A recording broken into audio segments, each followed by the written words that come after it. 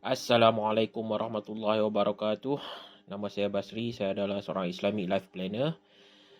So hari ni kita nak share sikit tentang risiko kewangan nombor 2. So minggu lepas sebelum ni saya dah share video tentang 3D, death, disability dan disease. Sekarang kita nak share tentang persaraan atau retirement. So persaraan retirement ni dia risiko dia sebab kita ambil data daripada KWSP, 30% meninggal sebelum bersara. So umur 60 sebelum umur 60 dah meninggal. So yang lebih umur 60 ni ada 70%, tapi dia adalah 67 tambah 3%. 67% ni yang KWSP tak cukup. So yang 3% ni je yang cukup. So daripada dana KWSP tu, dia orang ni hidup miskin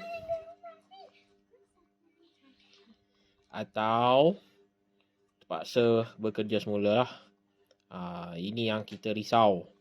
Sebab lebih ramai yang orang kata hidup tua. Ini kerisauan pertama lah, KWSP tak cukup.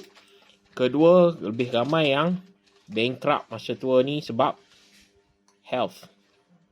Jadi pentingnya bila kita bersara ni ada medical protection. Tak kira lah medical card ke apa saja protection kita kena ada. Ini penting. Keempat ialah income loss lah.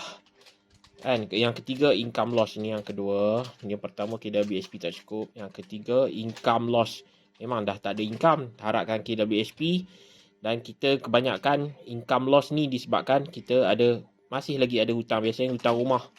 Sebab biasanya umur 40 dia baru nak buat balik refinance sampai umur 70.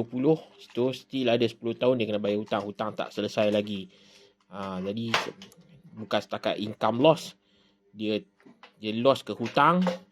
And then dia banyak lah dia punya belanja-belanja masa tua selain daripada health. Kan? Dia guna untuk pergi haji. Dia guna untuk kenduri anak-anak. Kan? Jadi benda tu semua makan duit. So jadi kena pastikan kita ada simpanan yang cukup. Sebab KWSP memang tak cukup. Ini data KWSP sendiri. So kita boleh tambah melalui PRS. Kan? Kita boleh mula dari sekarang. Diversify dalam unit trust. Diversify dalam orang kata PRS. Kan RPS, Redeemable Preferential Share. Kan? Kita boleh dalam suku. So benda-benda ni semua akan bantu kita punya ni tabung haji, ASB akan bantu kita punya saving di hari tua.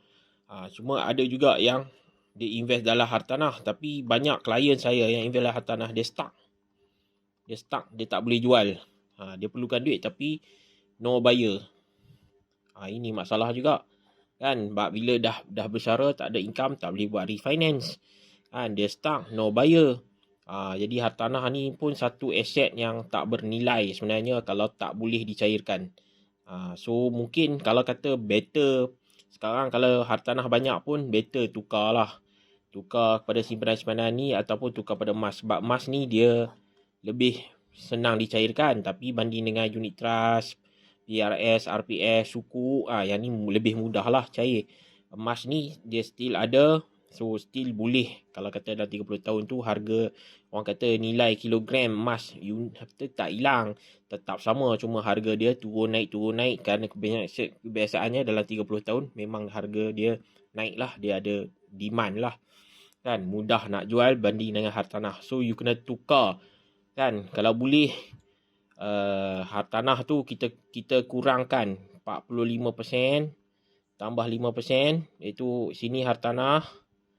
Kan? Sini emas. Kan?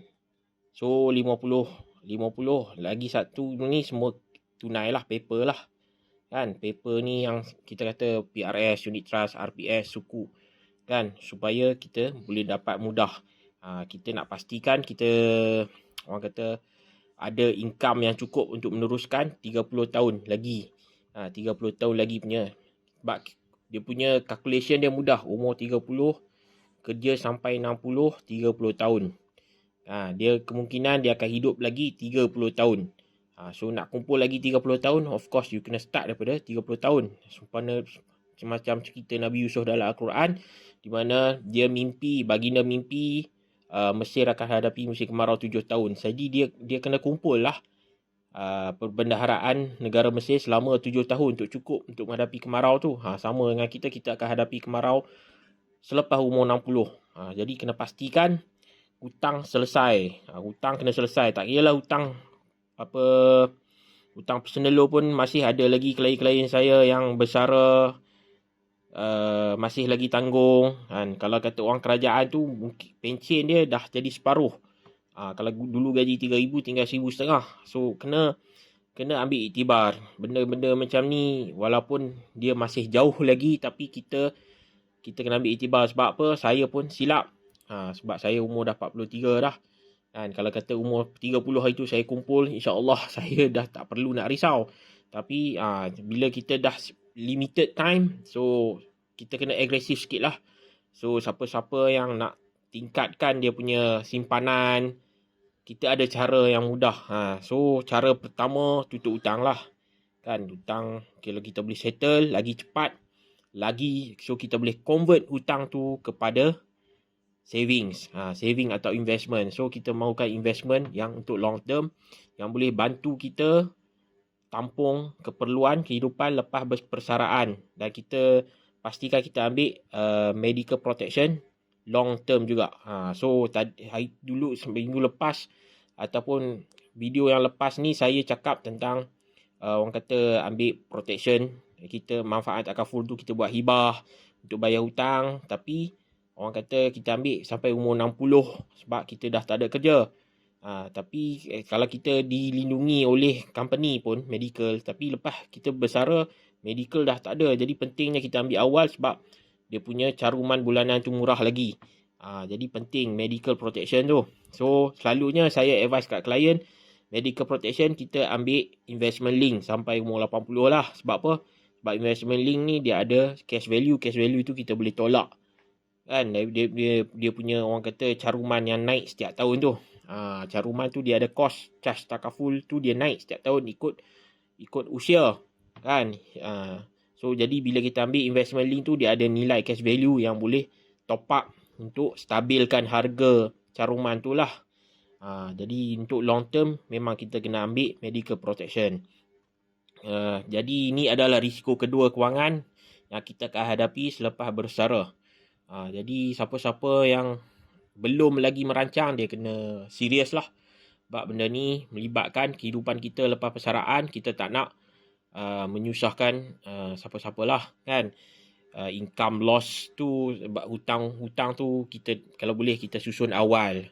So bagaimana kita nak lansai hutang rumah dalam tempoh 5 atau 10 tahun supaya kita boleh tukar hutang tu kepada apa? Kepada savings. Kita nak pastikan saving untuk masa depan kita orang kata terjamin sesuai dengan cerita sama macam cerita Nabi Yusuf di dalam Al-Quran. Okey. Assalamualaikum warahmatullahi wabarakatuh.